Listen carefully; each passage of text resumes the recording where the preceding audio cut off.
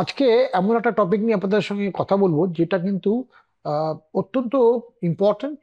এই কারণে যে আমরা ভারতবর্ষে আমরা ক্যান্সার শুনলেই আমাদের মনের মধ্যে একটা সাংঘাতিক রকম বিভীষিকা তৈরি হয়। সত্যিই তো অসুখটা ডিফিকাল্ট।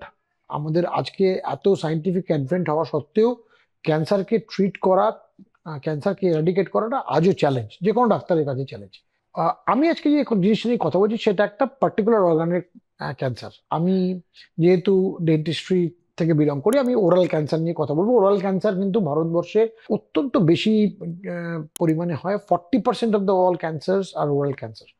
এবং যেহেতু ভারতবর্ষে আমাদের টোব্যাকো বা তামাকজাত দ্রব্যের ব্যবহার খুব বেশি, সেটা স্মোকিং ফর্মে হোক বা চিউইং টোব্যাকো ফর্মে হোক। চিউইং টোব্যাকো ফর্মে বোধহয় ভারতবর্ষ ওয়ার্ল্ডের প্রথম কয়েকটা দেশের মধ্যে আছে যেখানে আমাদের বিভিন্ন রকম চিউইং টোব্যাকো, যেমন জর্দা, তারপর খৈনি, তারপর গুটকা, এই ধরনের চিউইং টোব্যাকোর ইউজ প্রচন্ড বেশি।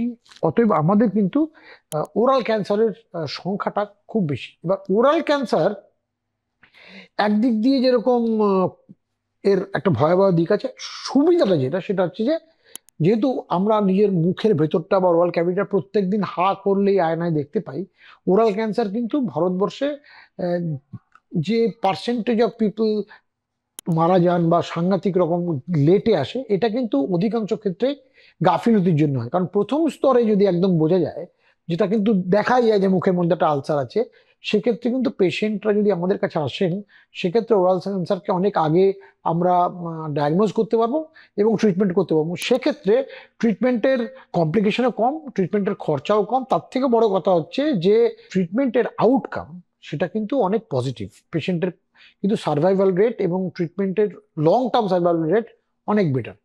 এবার যেটা নিয়ে কথা বলা সেটা হচ্ছে ওরাল ক্যান্সার তাহলে চিনবো কি করে। ওরাল ক্যান্সার চেনার, যদি আপনার তামাকের হ্যাবিট থাকে, হ্যাবিট না থাকলেও, আর হ্যাবিট তো থাকলে অবশ্যই, প্রথমে দেখবেন যে ওরাল ক্যান্সার অধিকাংশ সময় প্রেজেন্ট করে একটা সাদা প্যাচ বা একটা আলসার হিসেবে। এবং এই আলসারটা বা এই ক্ষতটা সেটা বুকের বিভিন্ন জায়গায় হতে পারে।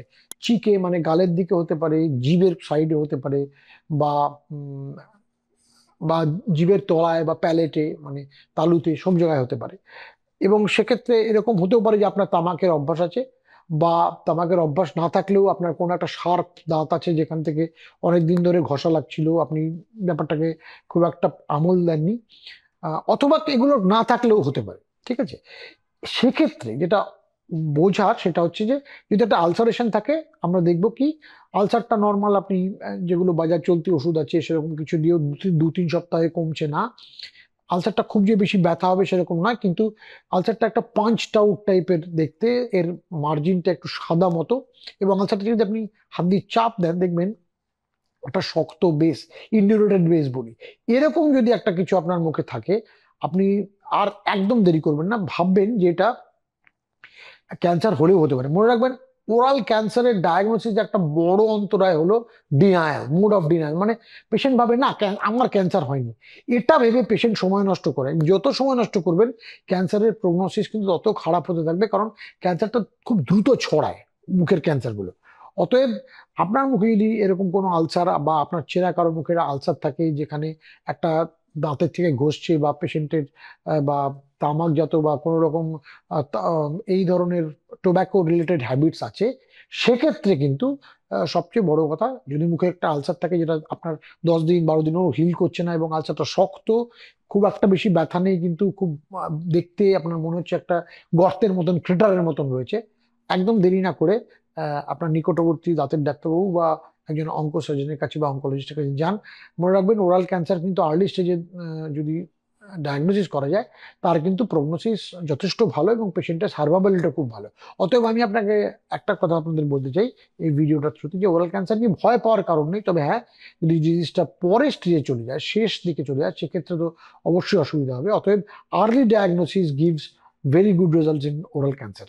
ওরাল ক্যান্সার প্রতিরোধ করার জন্য বা মুখের ক্যান্সার প্রতিরোধ করার জন্য দু একটা টিপস আপনাকে দিই। একটা হলো যে মুখে যদি কোনো দাঁতের অংশ থাকে যেটা ভেঙে রয়েছে, যেখানে আপনার জিভ বা গাল বারবার ঘষছে, এটাকে কিন্তু একদম অবহেলা করবেন না, ইগনোর করবেন না। অ্যাট দ্য আর্লিয়েস্ট একজন ডাক্তারবাবুর কাছে যান, এবং তিনি আপনাকে হেল্প করবেন। সে দাঁত যদি তুলতে হয় বা দাঁতে যদি ঘষে দিতে হয়, সেটা তিনি করে দেবেন, যেন এই ধরনের ফাউল ফ্রিকশন রেগুলার বেসিসে না হয়। আর দ্বিতীয় হচ্ছে, যেটা সবসময় বলা, আমরা ডাক্তাররা বলি, সব চারিদিকে ক্যাম্পেইন চলে, যে কোনো রকম তামাকজাত দ্রব্য, সেটা শুধু ওরাল ক্যান্সারের জন্য না, যে কোনো তামাকজাত দ্রব্য কিন্তু বডির যে কোনো জায়গায় ক্যান্সার করতে পারে। অতএব তামাক বা টোব্যাকো আজকেই বর্জন করুন। কালকে একটা যে কোনো জায়গায় একটা অ্যাক্সিডেন্ট হলে, যেটা যেরকম ক্যান্সার যে কোনো শরীরের যে কোনো জায়গায়, সেটা কিন্তু একটা সাংঘাতিক হেলথ বার্ডেন। অতএব আপনাদের জন্য এটাই আমার টিপস, যে যদি ওরাল ক্যান্সার প্রিভেন্ট করতে হয়, তাহলে কোনো শার্প অবজেক্ট মুখে যেটা বারবার ঘষছে, স্পেশালি ভাঙা দাঁত বা কোনো দাঁতের টুকরো, সেটাকে অ্যাভয়েড করার জন্য যত সম্ভব তাড়াতাড়ি একজন দাঁতের ডাক্তারের কাছে যান। আর আপনি যদি তামাকজাত দ্রব্য নেন, তাহলে সেটা আজকেই বন্ধ করুন।